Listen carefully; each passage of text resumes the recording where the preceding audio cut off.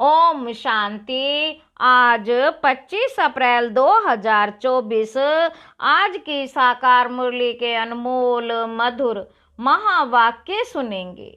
मीठे मीठे बाबा के मीठे बच्चे, यह पुरुषोत्तम युग ही गीता एपिसोड है। इसमें ही तुम्हें पुरुषार्थ कर उत्तम पुरुष अर्थात देवता बनना है। आज की मुरली का प्रश्न है, किस एक बात का सदा ध्यान रहे तो बेड़ा पार हो जाएगा? उत्तर है, बाबा कहते सदा ध्यान रहे कि हमें ईश्वरीय संग में रहना है तो भी बेड़ा पार हो जाएगा। अगर संग दोष में आए, संशय आया तो बेड़ा विषय सागर में डूब जाएगा। बाप जो समझाते उसमें बच्चों को जरा भी संशय नहीं आना चाहिए। बाप तुम बच्चों को आप समान पवित्र और नॉलेजफुल बनाने आए हैं। बाप के संग में ही रहना है। ओम शांति। भगवानुवाच। बच्चे जानते हैं कि बाप वही राजयोग सिखला रहे हैं जो 5000 वर्ष पहले समझाया था। बच्चों को मालूम है, दुनिया को तो मालूम नहीं। दुनिया को तो मालूम नहीं, तो फिर पूछना चाहिए, गीता का भगवान कब आया? गीता का भगवान कब आया? भगवान जो कहते मैं राजयोग सिखलाकर तुमको राजाओं का राजा बनाता हूं, राजाओं का राजा बनाता हूं, वह गीता एपिसोड कब हुआ? यह पूछना चाहिए। यह बात कोई भी नहीं जानते। तुम अब प्रैक्टिकल सुन रहे हो। गीता का एपिसोड होना भी चाहिए कलयुग अंत में। कलयुग अंत और सतयुग आदि के बीच में आदि सनातन देवी देवता धर्म की स्थापना करते हैं तो जरूर संगम पर ही आएंगे। बाबा कहते पुरुषोत्तम संगम युग है जरूर। भल पुरुषोत्तम वर्ष गाते हैं परंतु विचारों को पता ही नहीं। तो मीठे मीठे बच्चों को मालूम है, उत्तम पुरुष बनाने के लिए अर्थात मनुष्यों को उत्तम देवता बनाने के लिए बाप आकर पढ़ाते हैं। मनुष्यों में उत्तम पुरुष ये देवताएं लक्ष्मी नारायण हैं। मनुष्यों को देवता बनाया। इस संगम युग पर देवताएं जरूर सतयुग में ही होते हैं, बाकी सब हैं कलयुग में। तुम बच्चे जानते हो हम हैं संगम युगी ब्राह्मण। यह पक्का पक्का याद करना है, नहीं तो अपना कुल कभी किसी को भूलता नहीं है। परंतु यहाँ माया भुला देती है। हम ब्राह्मण कुल के हैं, फिर देवता कुल के बनते हैं। अगर यह याद रहे तो बहुत खुशी रहे। तुम पढ़ते हो राजयोग, समझाते हो, अब फिर भगवान गीता का ज्ञान सुना रहे हैं और भारत का प्राचीन योग भी सिखा रहे हैं। बाबा कहते हम मनुष्य से देवता बन रहे हैं। बाप ने कहा है काम महाशत्रु है, इन पर जीत पाने से तुम जगत जीत बनते हो। क्या बनते हो? बाबा कहते काम शत्रु महाशत्रु है, इस पर जीत पाने से तुम जगत जीत बनते हो। पवित्रता की बात पर कितनी आर्ग्यू करते हैं। मनुष्यों के लिए विकार तो जैसे एक खजाना है। लौकिक बाप से ये वर्षा मिला हुआ है। बालक बनते हैं तो पहले बाप का ये वर्षा मिलता है। बाबा कहते बालक बनते हैं तो पहले बाप का ये वर्षा मिलता है। शादी बर्बादी कराते हैं और बेहद का बाप कहते काम महाशत्रु है, तो जरूर काम को जीतने से ही जगत जीत बनेंगे। बाप जरूर संगम पर ही आए होंगे, महाभारी महाभारत लड़ाई भी है, हम भी यहाँ जरूर हैं। ऐसे भी नहीं सब फट से काम पर जीत पाते हैं।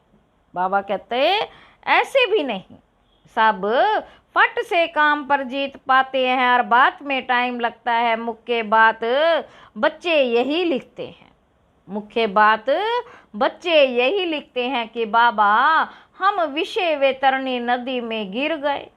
तो जरूर कोई ऑर्डिनेंस है, बाप का फरमान है, काम को जीतने से तुम जगत जीत बनेंगे।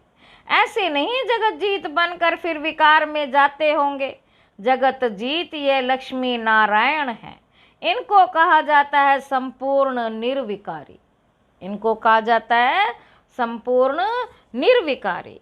देवताओं को सब निर्विकारी कहते हैं, जिसको तुम राम राज्य कहते हो वह है वॉइसलेस वर्ड, यह है विशेष वर्ड अपवित्र गृहस्थ आश्रम। बाबा ने समझाया है तुम पवित्र गृहस्थ आश्रम के थे, अब 84 जन्म लेते लेते अपवित्र बने हो।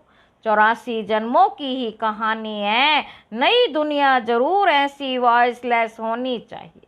भगवान जो पवित्रता का सागर है, परमात्मा भगवान जो पवित्रता का सागर है वही स्थापना करते हैं। फिर रावण राज्य भी जरूर आना है। बाबा कहते फिर रावण राज्य भी जरूर आना है, नाम ही है राम राज्य, माना ही और रावण राज्य, रावण राज्य माना ही आसुरी राज्य। अभी तुम आसुरी राज्य में बैठे हो, यह लक्ष्मी नारायण है देवी राज्य की निशानी। तुम बच्चे बाहर प्रभात फेरी आदि निकालते हो। प्रभात सवेरे को कहा जाता है, उस समय मनुष्य सोए रहते, इसलिए देरी से निकालते हैं। प्रदर्शनी भी अच्छी तब हो जब वहाँ सेंटर भी हो, जहाँ आकर समझे कि काम महाशत्रु है। इन पर जीत पाने से जगत जीत बनेंगे। लक्ष्मी नारायण का चित्र साथ में जरूर चाहिए, लक्ष्मी नारायण का चित्र साथ में जरूर होना चाहिए।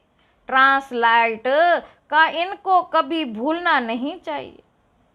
एक यह चित्र और सीढ़ी, एक यह चित्र और सीढ़ी। ट्रक में जैसे देवियों को निकालते हैं, ऐसे तुम ये 2-3 ट्रक सजाकर उसमें मुख्य चित्र निकालते हो तो अच्छा लगता है। दिन प्रतिदिन चित्रों की वृद्धि भी होती जाती है, तुम्हारा ज्ञान वृद्धि को पाता है, बच्चों को भी वृद्धि होती जाती है, उसमें गरीब साहूकार सब आ जाते हैं। शिव बाबा का भंडारा भरता जाता है, जो भंडारा भरते हैं उनको वहाँ रिटर्न में कोई गुणा कई गुणा मिल जाता है। तब बाप कहते हैं मीठे मीठे बच्चे, तुम तो पद्मा पदम पति बनने वाले, सो भी 21 जन्म के लिए। तुम भी पद्मा पदम पति बनने वाले, सो भी 21 जन्मों के लिए। बाबा खुद कहते तुम जगत का मालिक बन जाएंगे 21 पीढ़ी। बाबा खुद कहते हैं कि तुम जगत का मालिक बन जाएंगे 21 पीढ़ी। मैं खुद डायरेक्ट आया हूँ, तुम्हारे लिए हथेली पर बहिश्त लाया हूँ। जैसे बच्चा जब पैदा होता है तो बाप का वर्षा उनकी हथेली पर ही है। बाप कहेंगे ये घर बार आदि सब कुछ तुम्हारा। बेहद का बाप भी कहते तुम जो मेरे बनते हो तो स्वर्ग की बादशाही तुम्हारे लिए, स्वर्ग की बादशाही तुम्हारे लिए। 21 पीढ़ी, क्योंकि तुम काल पर जीत पा लेते हो। 21 पीढ़ी क्योंकि तुम काल पर जीत पा लेते हो, इसलिए बाप को महाकाल कहते हैं। महाकाल कोई मारने वाला नहीं है, उनकी तो महिमा की जाती है। समझते हैं भगवान ने यमदूत भेज मंगा लिया। ऐसी कोई बात है नहीं। यह सब है भक्ति मार्ग की बातें। बाप कहते मैं कालों का काल हूँ। पहाड़ी लोग महाकाल को भी बहुत मानते हैं। महाकाल के मंदिर भी हैं। ऐसे झंडियाँ लगा देते हैं तो बाप बैठ बच्चों को समझाते हैं। यह भी समझाते हो कि राइट बात है। बाप को याद करने से ही जन्म जन्मांतर के विकर्म भस्म होते हैं। तो उसका प्रचार करना चाहिए। कुंभ के मेले आदि बहुत लगते हैं। बाबा कहते कुंभ के मेले आदि बहुत लगते। स्नान करने का भी बहुत महत्व बताया है। अब तुम बच्चों को ये ज्ञान अमृत 5000 वर्ष के बाद मिलता है। वास्तव में इसका अमृत नाम है ही नहीं, यह तो पढ़ाई है। ये सब है भक्ति मार्ग के नाम। अमृत नाम सुनकर चित्रों में पानी दिखाया है। बाप कहते मैं तुमको राजयोग सिखलाता हूँ। पढ़ाई से ही उच्च पद मिलता है, सो भी मैं पढ़ाता हूँ। भगवान का कोई ऐसा सजा हुआ रूप तो है नहीं। भगवान का, परमात्मा का ऐसा कोई सजा हुआ रूप तो है ही नहीं। यह तो बाप इसमें आकर पढ़ाते हैं। पढ़ाकर आत्माओं को आप समान बनाते हैं। खुद लक्ष्मी नारायण थोड़े ही हैं जो आप समान बनाएंगे। आत्मा पढ़ती है, उनको आप समान नॉलेजफुल बनाते हैं। आत्मा पढ़ती है, आत्मा को आप समान नॉलेजफुल बनाते हैं। ऐसे नहीं भगवान भगवती बनाते हैं। उन्होंने श्री कृष्ण को दिखाया, वे कैसे पढ़ाएंगे। सतयुग में पतित तो थोड़े ही होते हैं। श्री कृष्ण तो होता ही है सतयुग में। फिर कभी भी श्री कृष्ण को तुम नहीं देखेंगे। ड्रामा में हर एक के पुनर्जन्म का चित्र बिल्कुल न्यारा होता है। कुदरत का ड्रामा है, बनी बनाई बाप भी कहते हैं। तुम हो बहु इस फीचर से इसी कपड़े में कल्प कल्प तुम ही पढ़ते आएंगे। हो बहु रिपीट होता है ना। आत्मा एक शरीर छोड़ फिर दूसरा वही लेती है जो कल्प पहले लिया था। ड्रामा में कुछ फर्क नहीं पड़ सकता। वह होती है हद की बातें, यह है बेहद की बातें जो बेहद के बाप के सिवाय कोई समझा नहीं सकते। इसमें कोई संशय नहीं हो सकता। निश्चय बुद्धि हो फिर कोई ना कोई संशय में आ जाते हैं। बाबा कहते निश्चय बुद्धि हो फिर कोई ना कोई संशय में आ जाते। संग लग जाता, ईश्वरीय संग चलता चले तो पार हो जाए। संग छोड़ा तो विषय सागर में डूब पड़ेंगे। एक तरफ है क्षीर सागर, दूसरे तरफ है विषय सागर। बाबा कहते ज्ञान अमृत भी कहते हैं। बाप है ज्ञान सागर। उनकी महिमा भी है, जो उनकी महिमा है वे लक्ष्मी नारायण को नहीं दे सकते। बाबा कहते बाप है पवित्रता का सागर। भल व देवताएं सतयुग त्रेता में पवित्र है, परंतु सदैव के लिए तो नहीं रहते, फिर भी आधा कल्प के बाद गिरते हैं। बाप कहते हैं मैं आकर सबकी सदगति करता हूँ। सदगति दाता मैं एक हूँ, तुम सदगति में जाते हो। फिर ये बातें ही नहीं होती। अब तुम बच्चे सन्मुख बैठे हो, तुम भी शिव बाबा से पढ़कर टीचर बने हो। मुख्य प्रिंसिपल वह है। मुख्य प्रिंसिपल कौन है? शिव बाबा। तुम आते भी उनके पास हो, कहते हैं हम शिव बाबा के पास आए हैं। अरे वह तो निराकार है। हाँ वे आते हैं इनके तन में, ब्रह्मा बाबा के तन में। इसलिए कहते हैं बाप दादा के पास जाते हैं। यह बाबा है उनका रथ जिस पर उनकी सवारी है, जिस पर उनकी सवारी है। उनको रथ घोड़ा अशुभ भी कहते हैं। इस पर भी एक कथा है। दक्ष प्रजापिता ने यज्ञ रचा, कहानी लिख दी है, परंतु ऐसे तो है नहीं। शिव भगवान हुआ मैं तब आता हूँ जब भारत में अति धर्म ग्लानि होती है। गीतावादी भल कहते हैं यदा यदा धर्मस्य, परंतु अर्थ नहीं समझते। तुम्हारा ये बहुत छोटा झाड़ है, इनको तूफान भी लगते नया झाड़ है ना, फिर ये फाउंडेशन भी है। इतने अनेक धर्मों के बीच में एक आदि सनातन देवी देवता धर्म का सैपलिंग लगाते हैं। कितनी मेहनत है, औरों को मेहनत नहीं लगती है। वह ऊपर से आते रहते हैं। यहाँ तो जो सतयुग त्रेता में आने वाले हैं उन्हों की आत्माएं बैठ पड़ती हैं। जो पतित हैं उनको पावन देवता बनाने लिए बाप बैठ पड़ाते हैं। गीता तो यह भी बहुत पढ़ते थे, जैसे अब आत्माओं को याद कर दृष्टि दी जाती है तो पाप कट जाए। भक्ति मार्ग में फिर गीता के आगे जल रख कर बैठ पड़ते हैं। समझते हैं पितरों का उद्धार होगा, इसलिए पितरों को याद करते हैं। भक्ति में गीता का बहुत मान रखते हैं। भक्ति में गीता का बहुत मान रखते थे। अरे बाबा कोई कम भक्त था, अरे बाबा कोई कम भक्त था क्या? रामायण आदि सब पढ़ते थे, बहुत खुशी होती थी। वह सब पास्ट हो गया। अब बाप कहते बीती को चितवो नहीं, बाप कहते बीती को चितवो नहीं, बुद्धि से सब निकाल दो। बाबा ने स्थापना विनाश और राजधानी का साक्षात्कार कराया तो वह पक्का हो गया।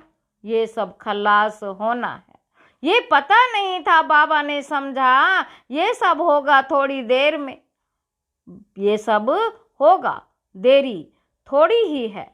हम जाकर फलाना राजा बनूंगा। पता नहीं बाबा क्या क्या समझते रहते थे। तुम बच्चे जानते हो बाबा की प्रविष्टता कैसे हुई, ये बातें मनुष्य नहीं जानते। ब्रह्मा विष्णु शंकर का नाम तो लेते हैं, परंतु इन तीनों में से भगवान किस में प्रवेश करते अर्थ नहीं जानते। वो लोग विष्णु का नाम लेते हैं, अब वह तो है देवता, वे कैसे पढ़ाएंगे? बाबा खुद बतलाते हैं मैं इनमें प्रवेश करता हूँ, इसलिए दिखाया है ब्रह्मा द्वारा स्थापना, वह पालना और वह विनाश। यह बड़ी समझने की बातें हैं। भगवानुवाद मैं तुमको राजयोग सिखलाता हूँ। वह भगवान कब आया जो राजयोग सिखलाया और राजाई पद दिलाया? यह अभी तुम समझते हो। 84 जन्मों का राज भी समझाया है, पूज्य पुजारी का भी समझाया है। विश्व में शांति का राज्य इन लक्ष्मी नारायण का था ना, जो सारी दुनिया चाहती है। जब लक्ष्मी नारायण का राज्य था तो उस समय सब शांति धाम में थे। अब हम श्रीमत पर यह कार्य कर रहे हैं, अनेक बार किया करते रहेंगे, ये भी जानते हैं। कोर्टों में कोई निकलेगा, देवी देवता धर्म वालों को ही टच होगा। भारत की ही बात है, जो इस कुल के होंगे वह निकल रहे हैं और निकलते रहेंगे। जैसे तुम निकले हो वैसे और प्रजा भी बनती रहे। जो अच्छा पढ़ते वह अच्छा पद पाते हैं। मुख्य है ज्ञान योग, योग के लिए भी ज्ञान चाहिए, फिर पावर हाउस के साथ योग चाहिए। योग से विकर्म विनाश होंगे और हेल्दी वेल्दी बनेंगे, पास विद ऑनर भी होंगे। अच्छा मीठे मीठे सिक्की लदे बच्चों प्रति माता पिता बाप दादा का याद प्यार और गुड मॉर्निंग। रूहानी बाप की रूहानी बच्चों को नमस्ते। हम रूहानी बच्चों के रूहानी बाप दादा को याद प्यार और गुड मॉर्निंग। नमस्ते बाबा नमस्ते। शुक्रिया बाबा शुक्रिया। धारणा के लिए मुख्य सार पहला पॉइंट है, जो बात बीत गई उसका चिंतन नहीं करना। अब तक जो कुछ पढ़ा उसे भूलना है, एक बाप से सुनना है और अपने ब्राह्मण कुल का सदा याद रखना है।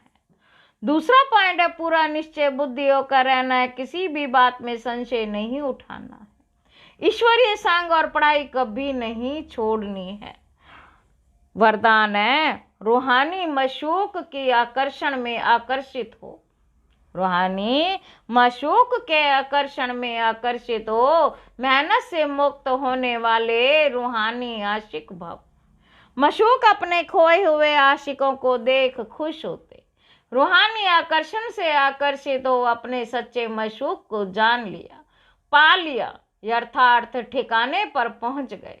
जब ऐसी आशिक आत्माएं इस मोहब्बत की लकीर के अंदर पहुंचती हैं तो अनेक प्रकार की मेहनत से छूट जाती, क्योंकि यहाँ ज्ञान सागर के स्नेह की लहरें, शक्ति की लहरें सदा के लिए रिफ्रेश कर देती हैं।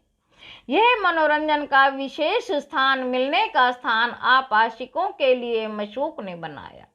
स्लोगन है, एकांतवासी बनने के साथ साथ इकोनॉमी और इकोनॉमी वाले बनो। अच्छा, ओम शांति।